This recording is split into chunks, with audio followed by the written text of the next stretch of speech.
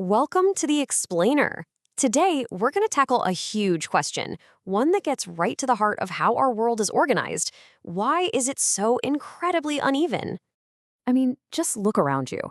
Or even glance at a world map that shows wealth distribution.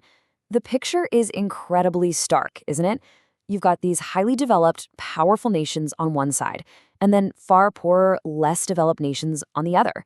It is a massive, massive divide. So, the big question is, why? How did we get here? Well, it turns out human geographers have been wrestling with that exact puzzle for decades, and they've come up with four major competing explanations. Each one offers a totally different lens for understanding our global economy. So let's dive in and unpack these four really powerful theories.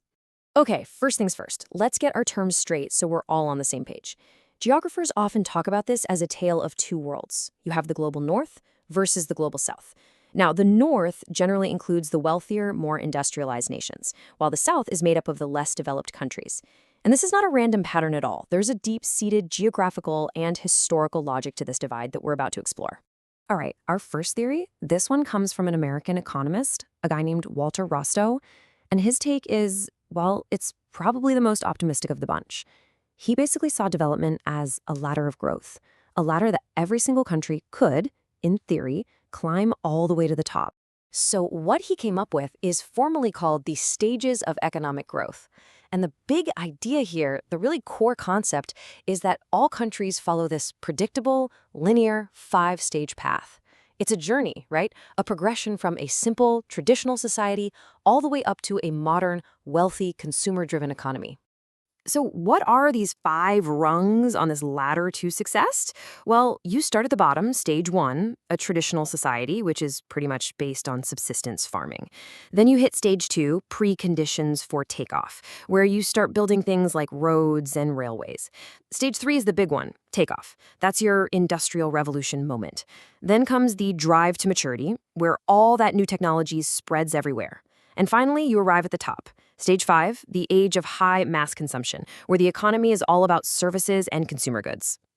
Okay, so it sounds neat and tidy, right? But this model has some major problems.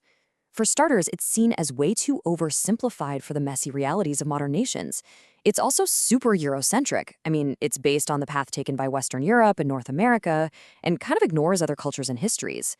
And maybe the biggest critique of all, it assumes every country develops in a total vacuum, completely ignoring how powerful nations can actively create obstacles for others.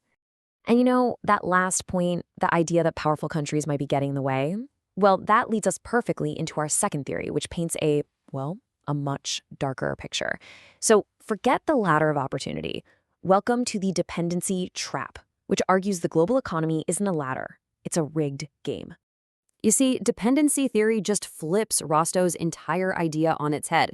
It says the poverty of some countries isn't an accident or some early stage they're in. Nope, it's a direct result of their relationship with wealthy core countries.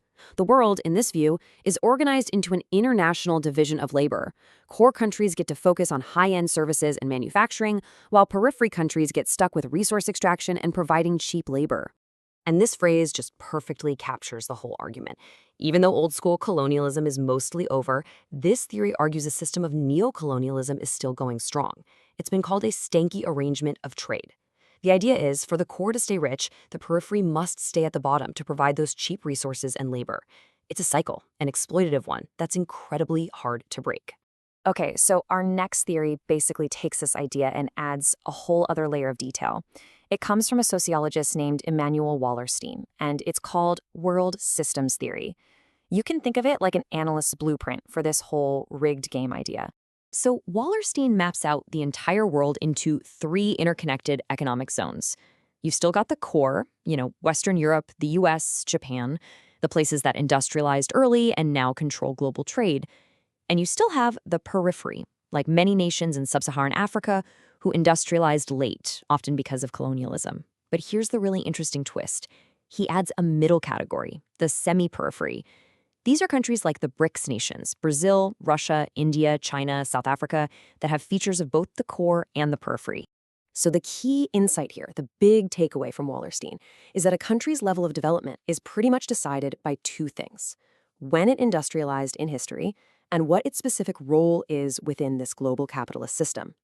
Your place in this massive structure is what really, really matters. All right, for our fourth and final theory, we're going to zoom way in.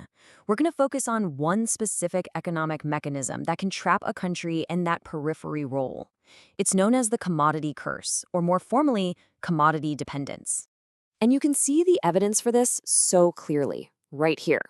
This chart shows a super strong statistical link. The more a country's economy depends on exporting raw commodities, we're talking things like oil, coffee, copper, agricultural products, the lower its overall level of economic development tends to be. It's a really striking pattern. So why is this such a trap? I mean, really, why is it so bad? Well, it boils down to three big reasons. First, commodity prices are wildly volatile. They can soar one month and totally crash the next, which makes economic planning an absolute nightmare. Second, over the long haul, the value of raw materials just tends to go down compared to the value of manufactured goods.